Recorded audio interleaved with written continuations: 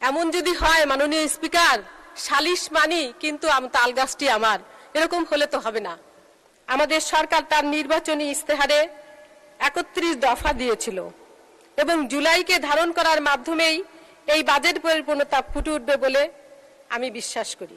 মাননীয় স্পিকার, আধুনিক ও প্রযুক্তি নির্ভর পরিকল্পনা বাস্তবায়নের মাধ্যমে আমরা একটি সুন্দর, সমৃদ্ধশালী, স্থিতিশীল বাংলাদেশ চাই এবং এই স্থিতিশীল বাংলাদেশ বিনির্মাণের পথে এই বাজেটের পরিকল্পনা বাস্তবায়নের মাধ্যমেই আমরা এগিয়ে যেতে পারব।